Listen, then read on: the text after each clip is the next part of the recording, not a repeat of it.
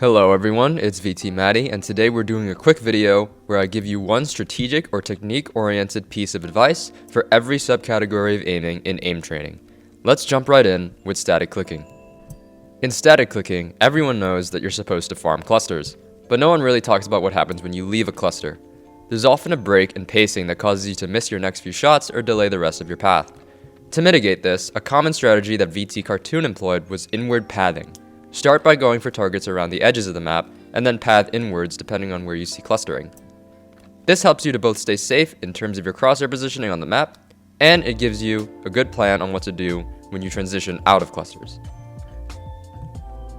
For XY dynamic clicking, that is pass-through or angle shot types, it will help you a ton if you suspend your micro corrections after flicks if you are confident on your target read. It often is better to treat these movements as linear and take safer leading shots instead of going for a distance micro. Even if you land this micro, it can throw you off course, and if you miss the micro, it's even harder to recover. Additionally, in the moment that you are leading your shot, you have some time to look for a fallback target. For bounce or arc dynamic clicking, you want to envision a horizontal line in the center of the map. This is the central line that targets will cross at a speed that you can very easily read or predict. After passing this line, rising targets will decelerate and falling targets will accelerate. You want to position your crosshair along this line, as it is the location where it is the easiest to farm targets. For linear clicking, you will find that many scenarios have central spawning targets. The easiest way to get a good score in these scenarios is to play heavily for accuracy and spawn farm. Pick two targets that you want to farm and just bounce between them the whole time. This is very easy to get down with some practice.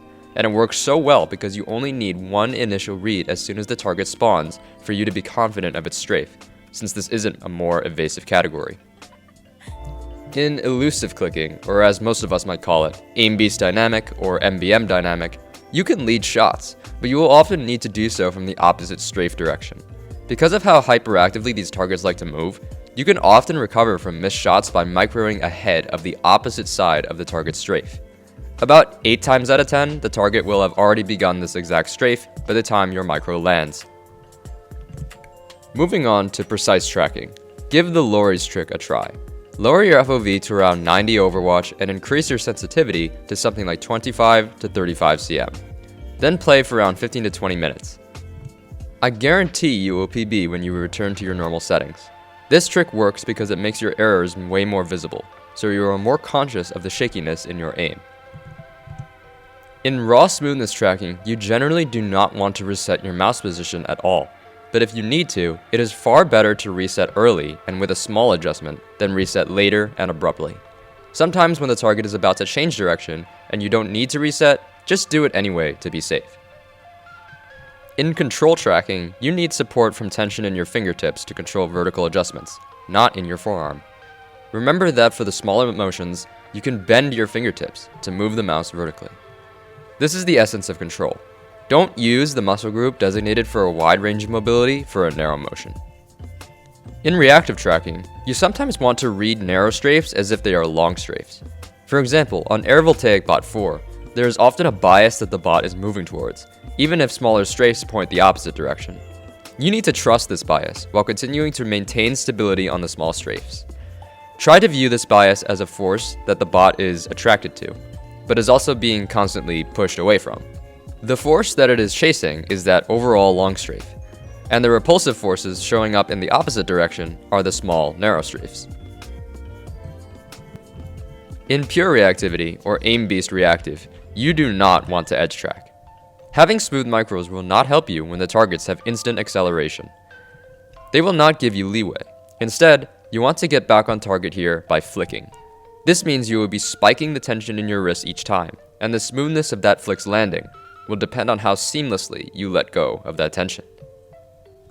Moving on to speed switching, if you want to develop really seamless transitions between targets, don't listen for the kill sound or watch the target's health bar. Set your hit sound rate to something a little bit slower and memorize how many hit sounds it takes for each target to die and move on using that as a marker.